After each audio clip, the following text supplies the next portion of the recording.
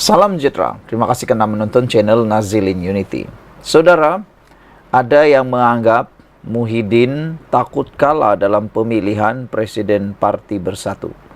Ada juga yang menganggap Muhyiddin Yassin adalah orang yang bernasib baik. Ada juga yang menganggap Muhyiddin Yassin memang bagus, dia adalah pentadbir yang bagus.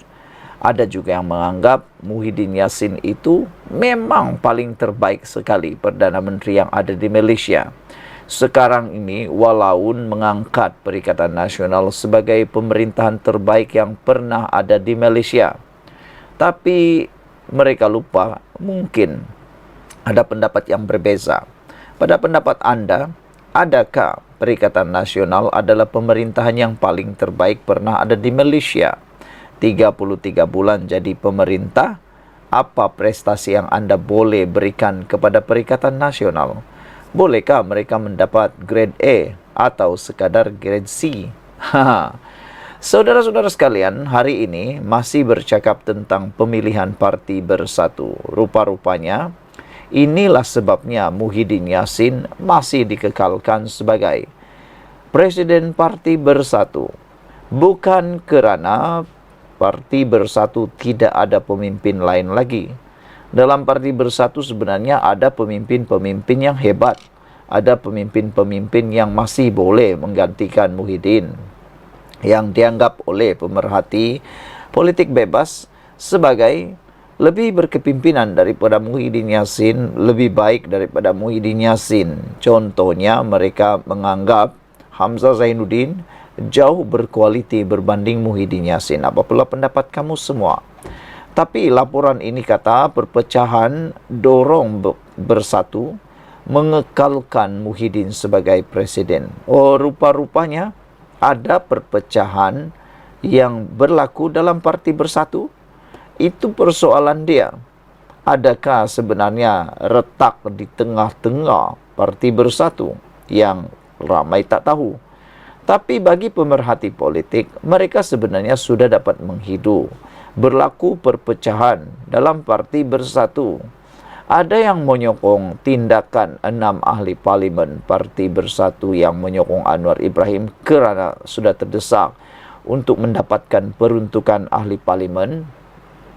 Tapi ada juga yang kata mereka menyokong tindakan Perikatan Nasional yang masih lagi liat nak mendapatkan peruntukan untuk Parti Bersatu dan Perikatan Nasional. Satu sumber berkata perpecahan kepada beberapa kem dalam Bersatu bukan lagi rahsia. Bukan lagi rahsia yang boleh disembunyikan. Tapi kini dibimbangi menjejaskan peluangnya dan Perikatan Nasional pada PRU 16. Seperti yang sudah dijangkakan, memang berlaku perpecahan dalam Parti Bersatu. Memandangkan ada yang menyokong, ada yang tidak menyokong satu-satu langkah. Dan ada juga yang menganggap itu semua berpunca daripada kelemahan Muhyiddin Yassin sendiri. Muhyiddin Yassin sudah lama berhasrat untuk berundur sebagai Presiden Bersatu. Namun terbantut kerana perpecahan dalaman parti yang mungkin makin parah menjelang pemilihan Oktober depan menurut sumber lagi. Pemimpin parti yang enggan dikenali itu berkata ia antara faktor mesyuarat Majlis Pimpinan Tertinggi MPT 7 Jun lalu memutuskan untuk mengekalkannya sebagai presiden sejak parti ditubuhkan pada tahun 2017.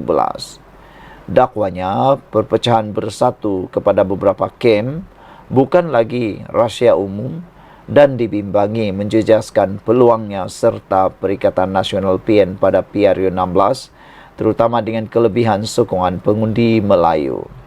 Difahamkan kem itu membabitkan kumpulan penyokong Ahmad Faizal Azmu, Timbalan Presiden, Hamzah Zainuddin, Setiausaha Agung dan Azmin Ali, ahli MPT.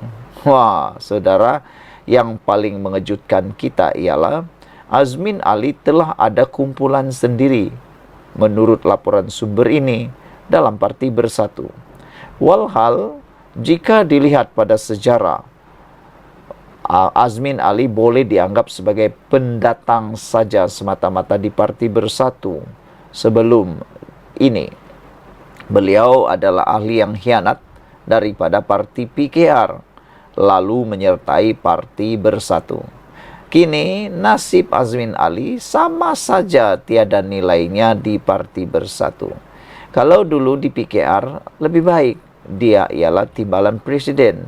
Tapi kini beliau bukan siapa-siapa di Parti Bersatu, memandangkan ada peraturan tersendiri dalam Parti Bersatu yang menghalang Azmin Ali untuk naik shortcut.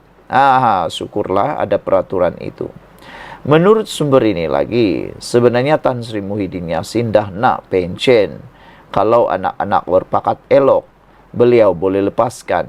Ini kem banyak sangat.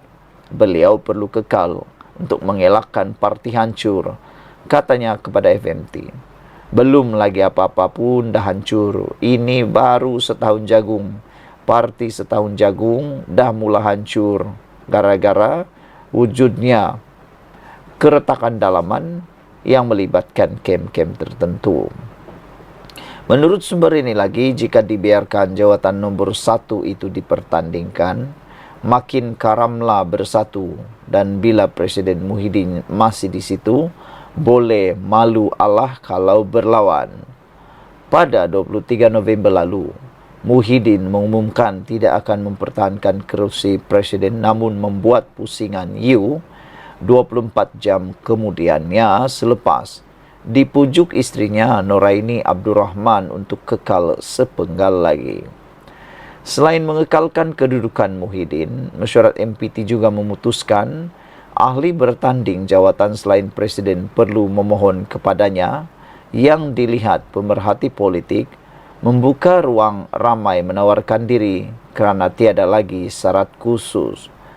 Mengikut peraturan semasa, hanya ahli memegang jawatan ketua bahagian atau MPT selama lengkap 2 penggal berhak bertanding 5 jawatan tertinggi.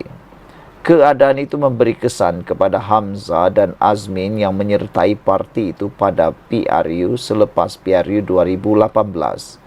Sementara itu, pengarah eksekutif Ilham Center Hishamuddin Bakar berkata, keputusan Bersatu tidak membuka pertandingan bagi jawatan presiden adalah pilihan terbaik yang perlu diambil parti itu ketika ini. Dengan andaian wujud ruang yang menjadikan pemilihan kali ini lebih panas, kompromi mengekalkan jawatan presiden tidak dipertandingkan adalah bagi mengimbangi dan mengelakkan perpecahan dalaman lebih parah dalam Bersatu, katanya. Selain itu, kata beliau, Muhyiddin perlu kekal sebagai nahkoda Bersatu dalam usaha mengimbangi tekanan daripada PAS yang mempunyai jumlah kerusi lebih banyak. Dengan jumlah kerusi yang kurang daripada PAS, tetapi parti berkenan menjadi teraju kepada Perikatan Nasional atas kelebihan yang ada pada Muhyiddin, katanya. Pada PRU 15, PAS menang di 43 parlimen manakala Bersatu mempunyai 30 kerusi, tapi kini makin kurang gara-gara adanya yang mengalihkan sokongan. Sekian dulu untuk kali ini, jangan lupa tinggalkan komen Anda. Salam sejahtera. Gara-gara adun PAS ini banding harga minyak zaman tebuk atap dengan sekarang, beliau kena kutuk. Inilah kadang-kadang tak kiralah siapapun ahli politik itu, siapapun YB itu. Sama ada dia ahli Dewan Undangan Negeri ataupun dia adalah ahli parlimen, kita memang kadang-kadang jadi bengang juga. Ada ahli-ahli yang berhormat nih, kadang-kadang tidaklah terlalu pintar, tidaklah terlalu bijak.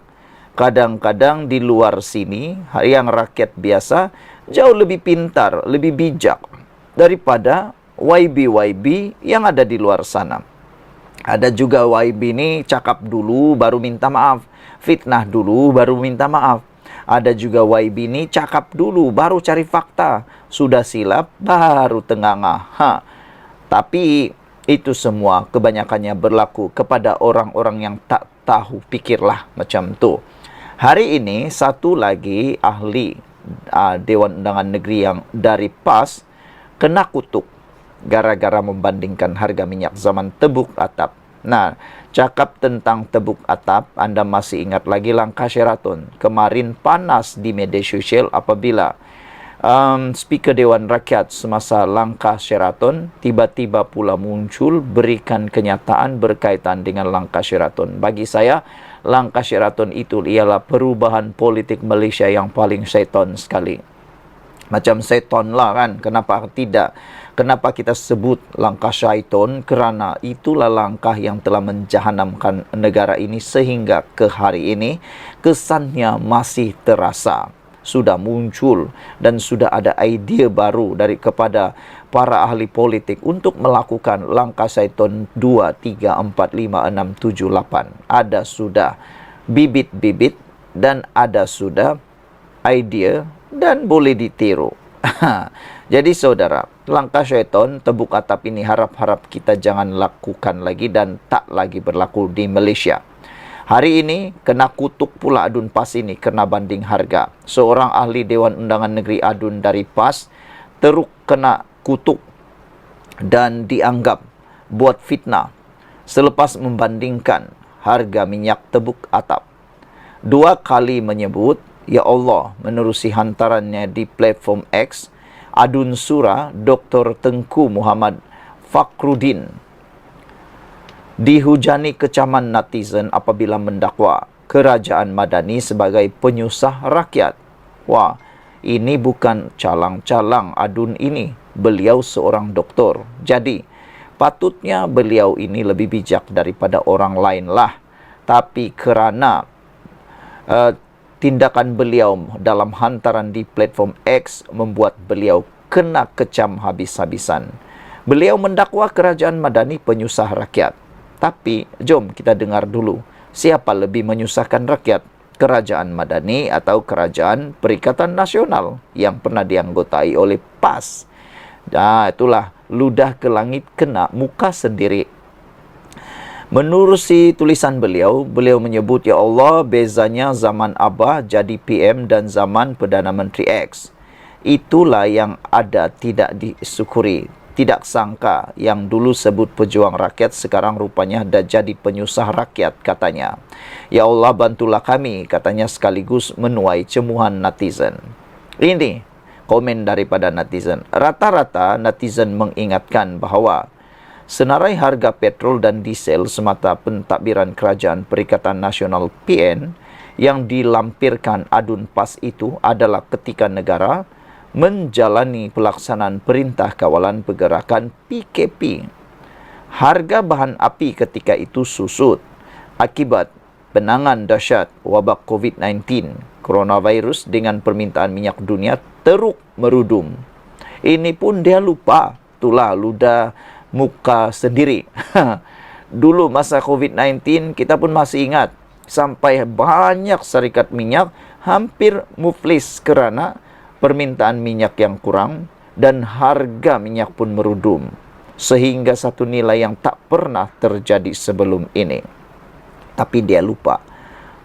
Adun ni lupa. Itulah yang menyebabkan harga minyak pada waktu itu rendah. Dia lupa tu.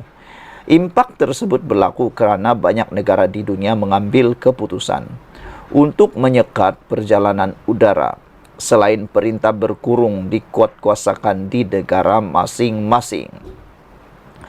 Propaganda wakil rakyat PAS itu juga mengimbas memori orang ramai bagaimana susahnya sebahagian besar rakyat ketika PN menguasai kerajaan sehingga memaksa mereka mengibar bendera putih demi mengisi perut yang lapar.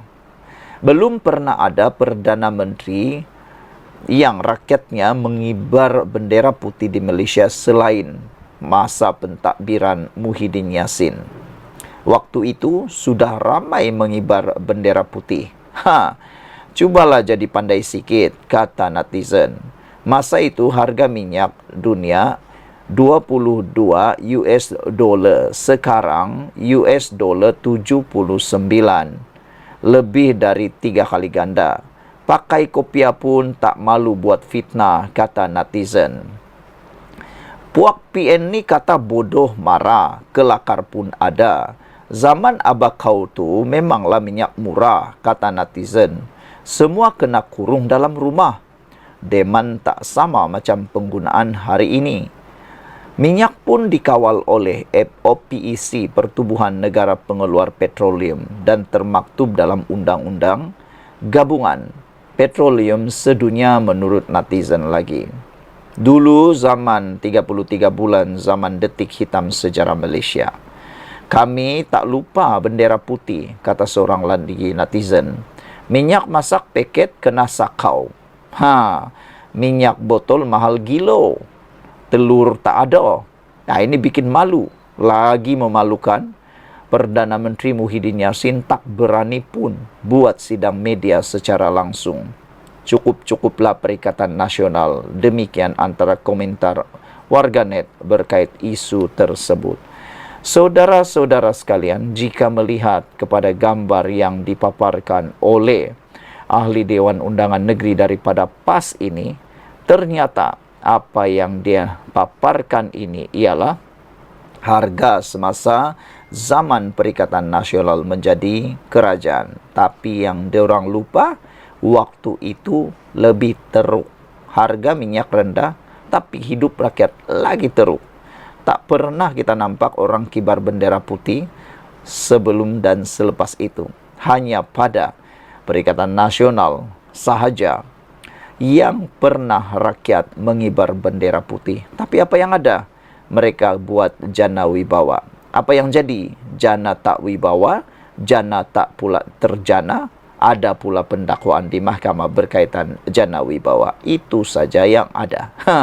Sekian dulu untuk kali ini. Jangan lupa tinggalkan komen Anda. Sila tekan butang subscribe. Kita jumpa lagi. Bye-bye.